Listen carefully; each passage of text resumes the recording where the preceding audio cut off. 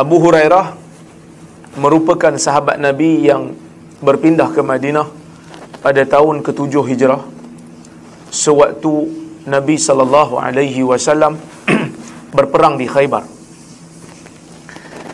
Abu Hurairah merupakan gelaran bagi dia, kerana dikatakan dia ni ada bela kucing dan dia suka kepada kucing, maka dia digelar sebagai Abu Hurairah. Nama sebenar dia adalah Abdurrahman ibn Sakhar. Itu nama Islam dia lah. Nama tak Islam dia, nama sebelum dia masuk Islam ni, ulama' berbeza pendapat, sehingga kan sebahagian ulama' mengatakan nama dia tu, khilaf ulama' dalam memberikan nama dia sebelum Islam hampir kepada 36 pandangan. Tetapi yang antara yang masyhur ialah nama dia Abdul Syams, hamba kepada matahari. Maka Nabi SAW tukarkan nama dia kepada Abdul Rahman. Tapi nama ayah dia kekal lah, sebab yang masuk Islam tu bukan ayah dia, yang masuk Islam tu dia. Abu Hurairah menjadi sahabat yang menjadi target, kita kata, menjadi sasaran bagi golongan-golongan yang ingin menyebarkan kekeliruan terhadap Islam, terutamanya bagi golongan yang mengkaji Islam daripada pengkaji-pengkaji barat. Sebab antaranya disebabkan dia ni khilaf pada nama. So dia kata Abu Hurairah ni tak wujud sebenarnya. Dia kata Abu Hurairah ni adalah satu individu yang tak ada pun, tetapi direka. Sebab buktinya kerana nama dia pelbagai. Tidak ada kesepakatan ulama' dalam menyatakan nama dia. Tapi kita katakan, khilaf pada nama ni, tuan-tuan, khilaf pada nama ni bukan hanya berlaku pada zaman dulu. Zaman sekarang pun khilaf pada nama tu tetap ada, kan? Macam Mufti Perlis lah, dia cerita kat saya, kan, satu hari tu dia kami minum sekali. Suara saya dengar? Dengar? Boleh dengar? Baik. Kami minum sekali. So dia cerita kat saya, dia kata ada satu ketika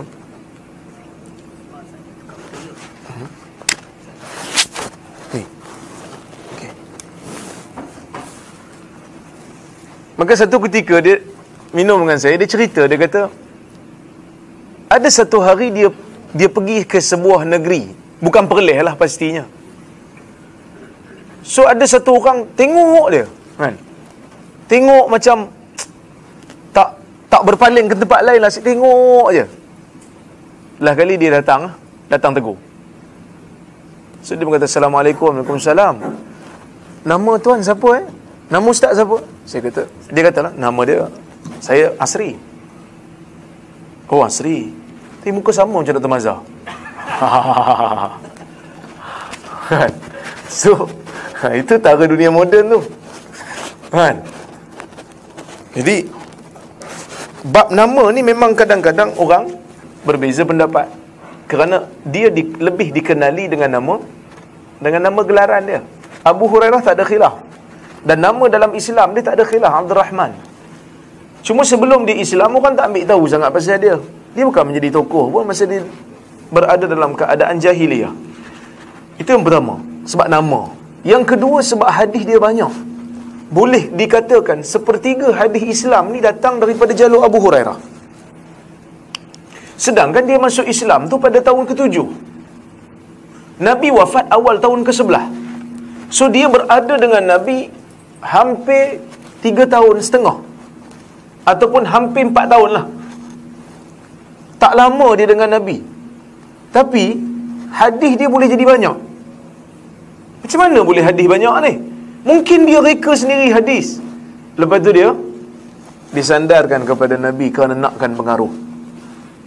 Kita katakan Abu Hurairah ni dia Ahlu Sufah.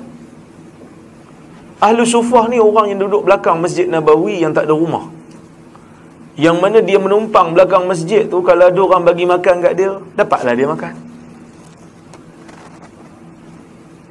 Sehingga kan ada riwayat Abu Hurairah, dia kata, aku minta supaya orang jemput aku sebagai tetamu untuk aku makan. Dan sebagai balasannya, aku boleh bacakan kepada dia hadis yang aku dengar daripada Nabi.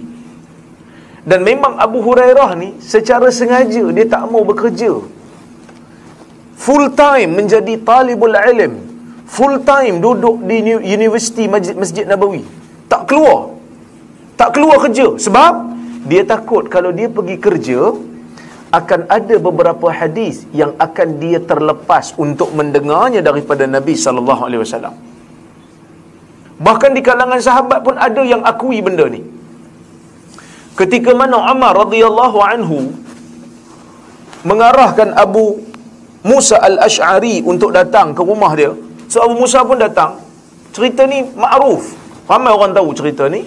Abu Musa bagi salam 3 kali rumah Umar, minta izin nak masuk. Umar tak bagi izin, Abu Musa pun balik. Pada satu ketika Umar dah jumpa balik Abu Musa, dia katalah, aku suruh kau datang rumah aku, pasal apa tak datang? Dia kata, aku datang dah, aku minta izin 3 kali nak masuk, tak bagi izin, aku balik. Sebab Nabi kata, apabila salah seorang daripada kamu minta izin, hendaklah 3 kali. Fa in udhina lahu wa illa falyarji', kata Nabi. Jika dah minta izin 3 kali, kalau dibagi izin masuk.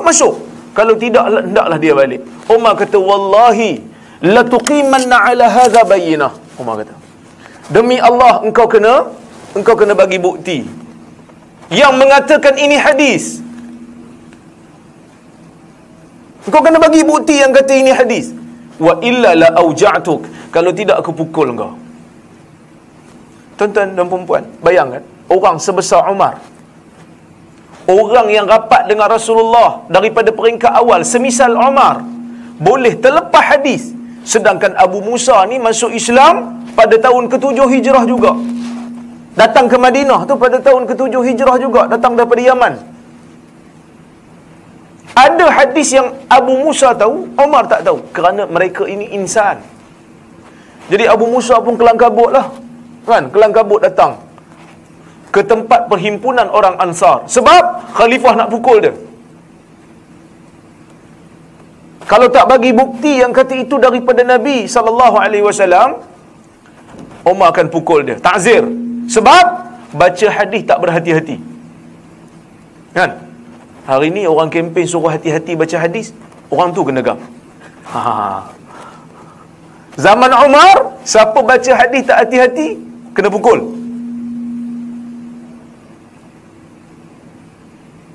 Hari ni kita kempen semak sebelum sebar, kan? Semak hadis dulu sebelum sebar. Ada pula orang pandai hati, semak diri sendiri sebelum semak hadis. Kacau.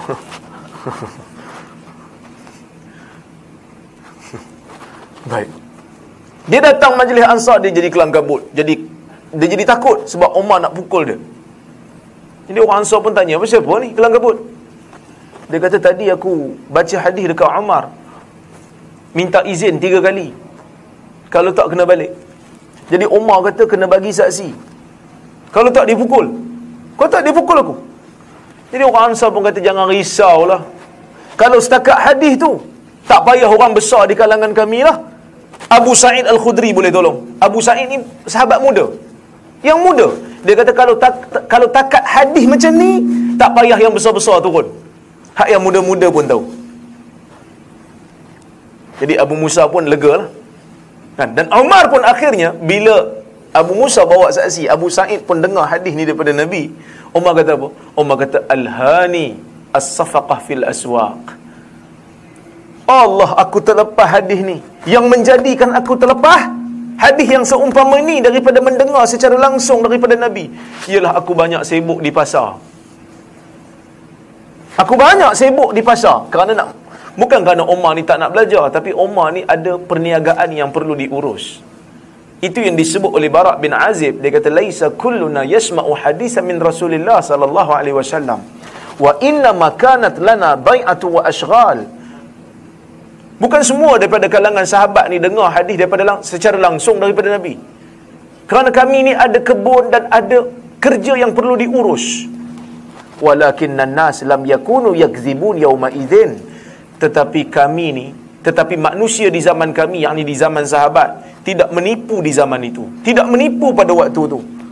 Fayuhaddithu syahid al-ghaib. Maka orang yang mendengar, sahabat yang mendengar langsung daripada Nabi, akan menyampaikan kepada sahabat yang tak dengar. Maka Abu Hurairah, walaupun dia masuk Islam lambat, dia dengar daripada Nabi secara full time. Tak macam sahabat lain yang ada hari dengar, ada hari tak dengar. Tak, Abu Hurairah kata, di mana ada tangan Nabi, di situ ada tangan aku. Selama 4 tahun, dia duduk bersama dengan Nabi. Hampir 4 tahun duduk dengan Nabi full time.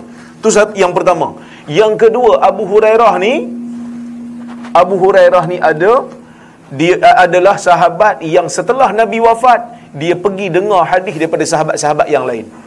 Dan ini satu budaya yang dikenali oleh orang yang belajar ilmu hadis. Mana-mana sahabat yang muda setelah Nabi wafat, dia akan pergi belajar dengan sahabat yang lebih tua. Mana-mana sahabat yang baru masuk Islam setelah Nabi wafat, dia akan pergi jumpa sahabat-sahabat yang telah lama bersama dengan Nabi dan mengambil hadis daripada mereka. Abu Hurairah pernah dengar hadis daripada Fadl bin Abbas yang masuk Islam lebih awal daripada dia. Dan benda ni biasa. Dan kehebatan Abu Hurairah ni, selain daripada itu, selain daripada full time dia mengaji hadis, selain daripada dia belajar pada sahabat yang lain, dia dapat doa Nabi khusus untuk dia, yang mana Nabi doakan supaya dia ni kuat ingatan. Maka sebab tu dia kata, lepas Nabi doakan untuk aku supaya aku kuat ingatan, sebab dia pernah mengadu kat Nabi, dengar banyak hadis lupa. Dia mengadu kat Nabi. Nabi doakan untuk dia. Dia kata, lepas pada tu fama nasitu ba'da dzalika abada. Lepas tu kalau aku dengar hadis, aku tak lupa dah. So inilah seorang sahabat yang namanya Abu Hurairah. Jadi kalau ada golongan-golongan orientalis ke Syiah sendiri pun, mereka suka untuk tohmah Abu Hurairah, kerana mereka tahu agama ahli sunnah sepertiganya datang melalui khabar dan berita yang sampai melalui jalur Abu Hurairah. Jadi kalau mereka tohmah Abu Hurairah, sepertiga daripada agama ahli sunnah akan gugur. Saya sebut benda ni supaya tuan-tuan tahu, kan? Sebab Syiah ni ramai dah ni. Ramai ada Syiah ni. Jadi mungkin kawan kita kat pejabat pun Syiah. So, kalau dia menyebarkan kekeliruan tentang Abu Hurairah, paling tidak kita boleh jawab. Paling tidak kita boleh argue. Okey.